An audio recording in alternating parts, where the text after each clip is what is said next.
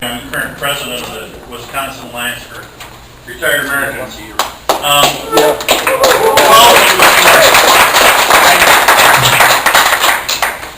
Welcome this morning. We'd like to start with a pledge to the flag. So if you could all rise, please. I'm still sorry about the coffee. I mean that. I need it too. So I'm Greg. I'm the executive director. I've spoken to a number of you on the phone, by email, and I'm really excited for today. And I'm really glad that you're all here. I want to thank Mike, Bernie, Vivian, Joanne, and Leon. They're the current executive committee, and the organization that they've built is working hard. Your organization, and we're gonna go through the agenda, and I'm not gonna read it, but it's the top page in your stapled packet. It's the 2017 agenda, and we're gonna do it a little bit informally, and then we'll take that up. We're gonna start with a little bit of convention business that Mike is going to run. We're gonna go through financial records and some other things, and we're gonna elect a new executive committee. And that is also, the recommendations are also in that packet. And we're also going to go through the current financial situation of the organization. And Mike has done a lot of hard work on that. And all of the board members have too. And so there's a lot of behind the scenes that goes into it that contributes to our healthy bottom line. And Mike's going to share some of that in his president's report. And then we are going to elect that new executive committee. And then we're going to hear from Mark Pocan. Is everybody excited to hear from Mark Pocan? We're going to get into the heart of the day, which is the breakout sessions. We've had 9 facilitators working since about December on these breakout sessions. One's going to happen before lunch, and I'm super excited about these. They're really going to flesh out for everybody and help to expand our organization, and they're going to give us some legs to run with. And so the first one is one-on-one conversations. It's relevance in Trump's America. And then we're going to come back after that, and we're going to have a Mexican feast. It's going to take place right back there. We're going to sit where we're going to eat where we're sitting right now. And then we're going to do the second breakout session, which is actually putting that information in the morning session to work. And so if all the facilitators could stand up. All right.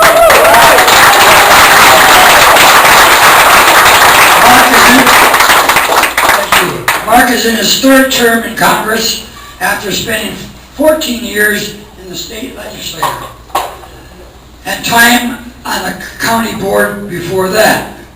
Mark currently serves this session on the Appropriations Committee. Yesterday he did a town hall meeting in Kenosha. Yes, that's Paul Ryan's district. Paul Ryan was invited, but he didn't attend.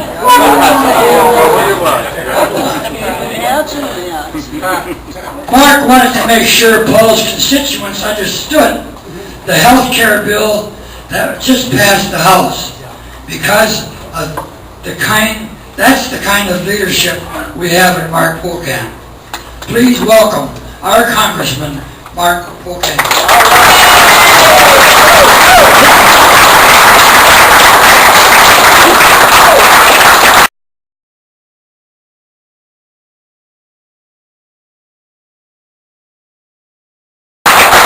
Thank you, Bernie, and thank you to everyone. I'm very glad to be here. The last few days, I have to admit, I have been on the road a bunch. One of the things I think that came out of realizing that what happened in 2016, elections have consequences, and we're living through those consequences right now, I think means that we've all got to step it up. Now, and trust me, people are stepping it up out there, and I'm going to talk about that in a second. But I think also those of us who are the elected officials need to step it up. And we can't just stay in our safe district, and we've got to, of course, deal with everyone who are our constituents, but we got to crank it up and take it to other parts of the state. So this year I have been to 3 of the congressional Democratic conventions in congressional districts represented by Republicans. So 3 of the 5 seats that are held by Republicans, I made sure I got to their conventions to talk 2 days ago, I was in Appleton talking to an employee group at Thrivent, went and did a TV show in Green Bay, went to speak to a dinner for the Democratic Party up in Sturgeon Bay, up in Door County.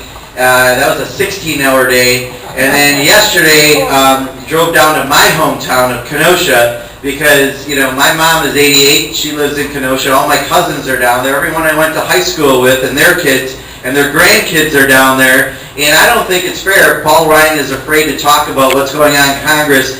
It should be that they don't hear from a member of Congress. And I think that someone's got to go and represent Democratic values. So I've been trying to do that more. I hope you don't mind if I'm gone a day or two from the district when I'm home. But I think this is a valuable service that we're going to use at our state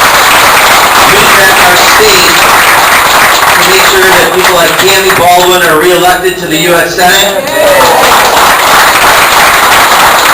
Make sure that Scott Walker can go work for either Koch brother that he wants to once he's gone. And to try to take back seats in the legislature. And I really do think we are in a great position to do that this year. Not only do we have this redistricting case that's out there that I'm very optimistic. I talked to the Assembly Democrats also this week to try to give them a little bit of a similar encouragement. Go into Republican districts, take it to the people. We have to be aggressive and we have to be progressive if we're going to win back in 2018, and we have to show the people that we've got their backs. And I think that we had a great conversation with the Assembly Democrats about that. But I really am very optimistic. There's a lot of things I could talk about. There's a lot of bad things happening in Washington right now, right? We know that they just passed a health care bill that's going to ensure 24 million people could lose access to health insurance. That older Americans are going to pay 5 times more than others. That there's an $880 billion hit to Medicaid that doesn't just affect the people that Glenn Gropeman likes to talk about, saying that they're not working and it's their fault, but it's also people in nursing homes and people with disabilities. And when I was in Paul Ryan's district, it was 50,000 people are going to lose insurance. About half of those was through Medicaid in his district, and about 6,300 children in his district because of the bill they passed. But they really did it because they wanted to do a $600 billion, and that's with a B, billion-dollar tax break to the wealthiest in this country. That's what the bill was really about. If you're in the top 2%, you're going to see over half of that money. Insurance companies saw another $125 million. Big Pharma got another $25 million, and medical device companies got $20 billion. By the time you were done, all the rest went to that top 2%. And that's what the bill was really about. And then they made it even worse to actually pass it. They had to then say governors like Scott Walker, usually I get hisses at that point. All right, I just want to check, make sure you're awake. We did this, I gotta admit, people in Door County really don't like Scott Walker. Every time I said it, I was impressed with the amount of booze. But, you can have a governor like Scott Walker who his first comment, thank you, was that he would be open to taking away the requirement that people with pre-existing conditions could get coverage, and then he tried to reel it back within 12 hours. But I don't know where Scott Walker stands on this right now. But here's the reality. If you do that with pre-existing conditions, which is the amendment they had to do to get the Tea Party, or you do that with the essential health benefits that were in the Affordable Care Act, essential health benefits are things like mental health coverage, pharmaceutical drugs, maternal care. If you start exempting that out of health insurance coverage in Wisconsin, if that's what they do here, that has ripple effects throughout the country, because if you're in Colorado, don't forget, one of the things they're going to do is allow you to buy across state lines. So in Colorado, your policy might now buy a policy in Wisconsin, and you've lost access to insurance because you have a pre-existing condition. That could be the reality of just that one amendment. And then they did another amendment. So that was the amendment to pull in the Tea Party, and then to try to pull in the people who are in districts that Hillary Clinton won, which is 23 Republicans represent districts that Hillary Clinton won. They said, but we'll put $8 billion additional dollars into the high-risk pools to help cover people in case they can't afford their insurance anymore once you take away this connection and you're paying a bunch more because you have a pre-existing condition. Well, according to the Kaiser Family Foundation, not Mark Pocan, not Nancy Pelosi, not Chuck Schumer, but according to the Kaiser Family Foundation, at best, all the money they put out there will cover 5% of the people in the country with pre-existing conditions. So what does that mean? And that's going to be back to the bad old days pre the Affordable Care Act. We finally got 20 million people who needed access to health insurance got health insurance through the Affordable Care Act. We made sure now that it's a norm, at least we thought it was, that if you have a pre-existing condition, you should get access to health care. Prior to that, if you were sick, you couldn't get health insurance. That's called profit insurance for insurance companies, right? But if you actually need health insurance, you should be able to get that. We now say that there's no lifetime cap. So if you're sick, you can't arbitrarily say, okay, you're well, no more coverage. That people can still get coverage. We made sure that women didn't pay more than men, which is what was happening in their health care. So there's all these great things that happen under the Affordable Care Act, and all of this can go away if they continue to move this bill forward. So they made a bad bill worse. The bad bill had 17-18% of the public supporting it. It made it even worse. They're doing a little sales job right now, but I just saw a poll in Paul Ryan's district, and 34% of the people are happy with Paul Ryan's bill on health care. So that's a good thing. I think we've got them on the offense. And just a quick aside. If you want the easiest way to judge a bill in Congress, this is how you do it. I know you're going to be surprised, but a lot of people in Washington have really big egos. I know it's a shock. You didn't. I'm telling you secrets, trade secrets. But people are really proud. If they pass on, they want to put their name on it, right? How many times have we had bills with people's names on it? That's the norm. The White House called this bill ryanCare. The House Republicans call it trumpcare. I call it the GOP don't care. But the bottom line is no one wanted to put their own name on the bill, right? So that's like the first easy test of something. If it's a really bad idea, that's probably the problem. The second really easy test is this week, out of the 217 people who voted for this really bad bill, only 20 of them had town halls to actually talk to their constituents. Wow. If you pass a good bill, you can't wait to go to every corner of your district and brag about what you did. This group went to every corner of the basement and hid in the dark so they wouldn't have to run into a constituent. All right? So that's one bill, and then that was only last Thursday, and then since then we've had the FBI director fired for now what seems to be an evolving amount of reasons, and it appears that the reason the head of the FBI got fired is because they're investigating President Trump regarding collusion with Russian interference on the elections, and I'll be glad to talk about that more, but I just want you to understand, there's a lot of things moving really fast these days, things that we never have seen probably in our lifetimes, things this crazy with a White House and a Congress and what's all going on. But I want to stress this because this is the most important thing. Because what I'm seeing when I go to Appleton and Green Bay and Sturgeon Bay and Kenosha and throughout the 2nd Congressional District are a lot of people who are really upset. And a lot of people who realize now elections have consequences. And people who are active, like I've never seen them active before, more active even than when we had the uprising, when we saw all the people come to the Capitol. That day after the swearing in, there were almost 100,000 people in Madison at that rally. And I went to the end of the rally to march it. It wasn't moving fast enough. I had to go around 4 blocks to go get to the end so I could speak to whoever was at the end because it was such a great rally. Millions of people across the country, and I'm talking real millions, not Donald Trump millions. Millions of people came out in over 600 spots and spoke out. So we're seeing that. On that health care bill, that first generation before it passed in the 2nd Congressional District, I don't know of another congressional district that delivered the amount of responses that we got. Most districts were like, wow, I can't believe it. We got 2,000 or 3,000 contacts in 3 weeks on a bill. We got 7,360 people against it and 54 for it in this district. Those are numbers that are just huge numbers on any issue, and we're seeing that activism. So what I try to encourage people, and if you can share this message, would be very, very helpful. One is keep calling your members of Congress, your U.S. senators, your state representatives about what's going on, because we really do record the numbers. And we really do need to know, whether you think we agree with you or not, it's good for us to have that, but you're having a real influence. The very first day I was sworn in Congress, they had a bill this year that the night before, we were doing our rules on the first day, that was going to gut members of Congress from the ethics laws, right? Because, members of Congress don't need ethics laws. And we talked about in the dark of night. This was actually in the dark of night that they took this vote in their conference to have that be a rule. You all found out about it, called members of Congress and senators, and they had to take the rule back. They never even put it on the floor. So we had a victory on the very first day of the session.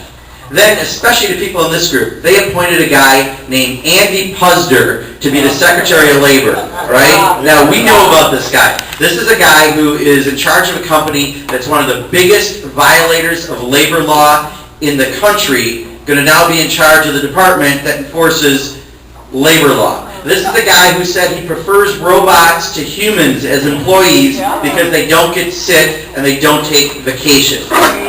Well, people got really pissed out there and called their members of Congress enough pressure that they had to take that nomination back. And we had another big victory. And then Jason Chaffetz, who now is leaving Congress, because I think he got tired of all the phone calls from Utah, he was going to introduce a bill to sell off 2.5 million acres of public land. People got upset, made calls. His colleagues pressured him. He had to take the bill back. I could go on and on and on, but we're having victories on a real regular basis. So please, thank you, first of all, for doing that, and keep it up.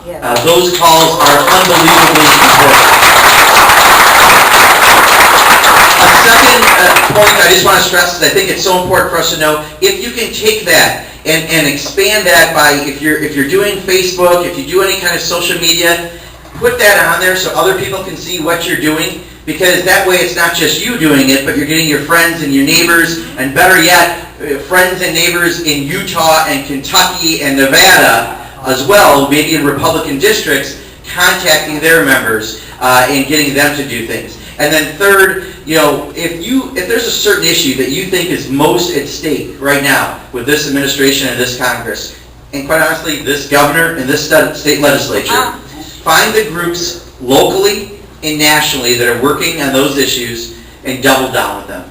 Support them, volunteer with them, because when something finally does get through the legislative net, we're the legislative arm of the resistance right now, when it gets through, those groups, many of them have legal arms, and they can do a legal challenge, and then we have another way to try to stop these bad things from happening. So with that kind of trifecta, I think we really are having some really amazing influence. So as bad as a healthcare bill is, as bad as it is that we've got to get to the bottom of this situation with Russians interfering in our government, as bad as the budget's going to be really soon that Trump's going to officially put out there, but we saw completely gutting Meals on Wheels, public broadcasting service, cutting Pell Grants, $4 billion, cutting the National Institutes of Health that helps us find cures, $6 billion, all these things that are out there. We've got a lot of fights in us, but the good news is we're having victories. And if we can keep this up, if they won't change how they operate in Washington and Madison, you know what we can do? We can change the faces of people who are in charge of those seats. So thank you very much for having me here today. I really appreciate it. And I think what we want to do is open it up to questions, because I really want to answer what's most important to you all. I just wanted to at least offer that little bit of insight just from the last week. So much is going on, but I'd be more than glad to take any questions and try to offer a little more about things. However you want to do it, Bernie, you let me know. We'll take questions. Okay, sure. However you want to. I'll let you be in charge of Any questions? who you got asking. So. This doesn't have anything to do with retirement, but I want to know what you know about this constitutional convention that they want. So this is something that's happening at a state legislative level, but they're trying to get this across the amount of states they need, which I believe is 2/3 of the states. I hope I'm saying that correct. There's 3 states short right now, and they're going to try to do this in Wisconsin. This is so that Grover Norquist and everybody this is a plan they have to try to even more transform what they've been doing. It's bad enough that we had 2010 happen, where we lost 71 members of the House and Senate at the federal level, and over 600 state legislators flipped from Democrat to Republican with that terrible year. And immediately after that was redistricting. So we saw the gerrymandering that happened everywhere. If that's not enough, the greed of the right now wants to go in and allow us to rewrite how we do how we even make the laws through this constitutional convention process. So it's something to really make sure we push back hard on our state legislators. And I'm not exactly sure what the likelihood is in Wisconsin. That's a great question for some of the folks in the legislature.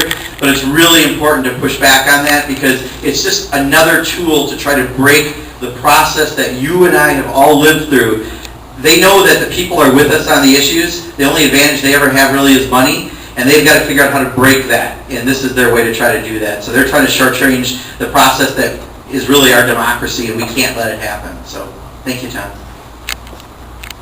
What's happening with the proposal to allow employers to have access to your genetic information through wellness programs? Yeah, so Can there's you nothing repeat the question so everybody can Oh, hear? sure. What's happening to the proposal to allow employers to have access to your genetic profiles so they can, make decisions about you that they shouldn't be having access to your privacy data? So I don't think I've seen a bill formally come to the process that's getting voted on in committee or anything. But let me take it a little broader if I can. So there's a fear that that's going to be opened up, right? So that an employer can be very invasive and find out more about genetic profiles to then make all kinds of determinations on hiring. Where right now they're doing that with credit scores, when they're hiring people. What should your credit score have to do with you as an employee? And yet they're doing it as a way to try to really go around employment law in many ways. And this is going even worse. It's to make cost determinations on health care and how long you might be an employee. Let me tell you one of my fears of what did just pass that's directly related to this. A couple weeks ago, the House and the Senate passed a bill that allows your internet provider to sell your search data that you never intended to have shared with anyone. It's your data, but now they passed bills to allow them to sell that to people who want to buy it. So here's a fear I have, and I know, this may sound a little, Orwellian, but I could see this happening.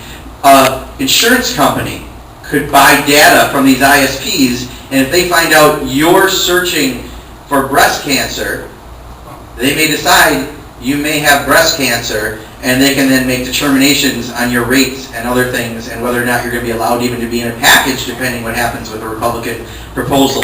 So I think when it comes to privacy, we've got to be a lot more careful. Now, the only good thing that came out of that vote was someone started a crowdfunding page to raise money to buy data from members of Congress for our search engines. I might pitch it. I'd like to see a couple of my colleagues what they're searching for. But at least it's a good pushback to try to create a little awareness. But that's the sort of thing that you're going to have erosion of, right? The more you give an employer a right that goes way beyond, we've got to be able to protect those sort of protections that we've always had. You can balance that and have that privacy. Another question here, Mary? I just have to comment. Thank you for all that you do. You're a great representative, and thank you for reiterating the importance of phone calls. Because I was doing exactly that on Facebook, telling people to call Ron Johnson, and I was criticized.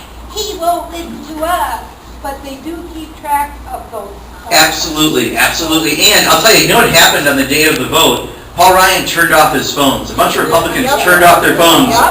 And I know this is going to be a shock to you, but it just so happened that Ron Johnson's website was under some maintenance that day. I know, it's a shock. So you're right, these matter, and like I said, when I get that kind of a quantity, if people really want to work from the other side, I had 54 people who supported the bill. But when you can give those kind of numbers, you really are explaining why this is such a terrible bill, and then you actually explain the facts. And eventually, if people realize that's what they're really doing, it's to give tax breaks to the wealthiest, and then they take away your health care in order to fund it, that eventually that's going to work for us to try to start changing the faces of the people making these bad decisions. So please keep it up, and keep it up with me. Even if you hear me say something, still call the office. And I feel bad because Dane's my district director here. That means they got to manage all the calls, but we need that to be able to share these type of stories.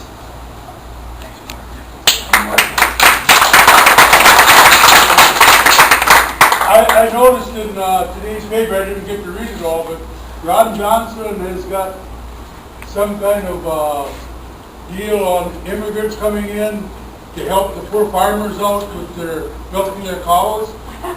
And we got grassland dairies in Wisconsin that's shutting off 85 farmers because they're producing too much milk. And in our county, they want to increase one herd up to 7,000 milk cows. Are you in Rock?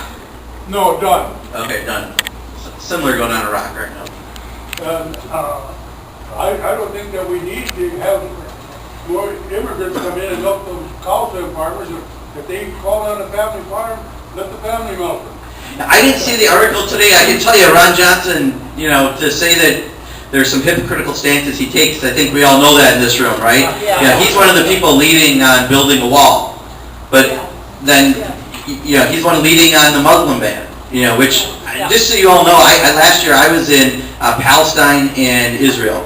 And we were told very unequivocally by people in Palestine that one of the main drivers that ISIS uses to bring on new recruits is things like not having resolution with a two-state solution in the Middle East in a region that we're very, very involved with, and all the comments that we make that they put into the languages in the community, and they know everything that Donald Trump says, and those are things all used against us in the tools. And quite honestly, Ron Johnson, I don't think there's a hair's difference from him and Donald Trump on any of these issues. So, I didn't see the article this morning, but I know that, he's one of the big people on multiple fronts. So if he's finding, these hypocritical ways to kind of in one area let people in and not, I think that's just why elections have consequences, and having Ron Johnson with a 6-year term, unfortunately, that's one of those consequences.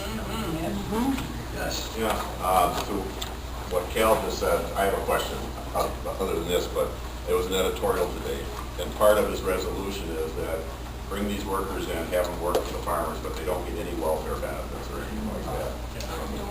They get paid. Well, we could just do slavery too. That works, it worked 100-some years ago. My question is, are they still planning on taking billions out of Medicare to help pay for this health plan? I had read something about that.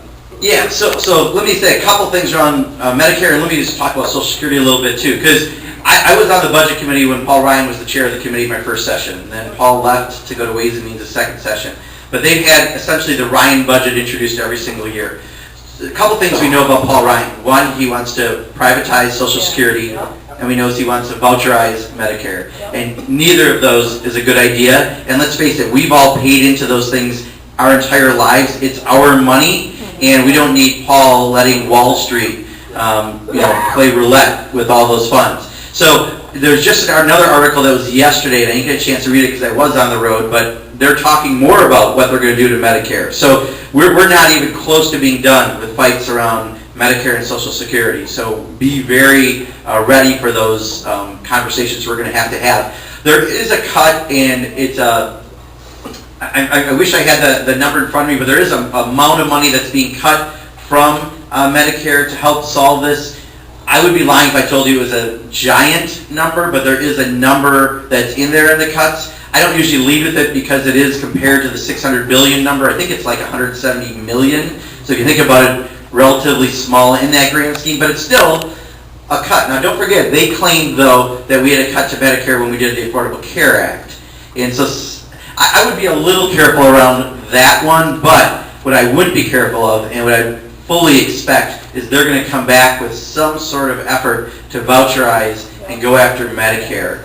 And I also think they'll probably come after Social Security, if not in this year, still pretty soon, because this is part of every budget they've introduced has gone after Medicare. So we're not out of the woodshed at all on that, and we're going to need to really keep this call volume and this activity up to make sure that they don't move forward in those efforts. Okay, thank you.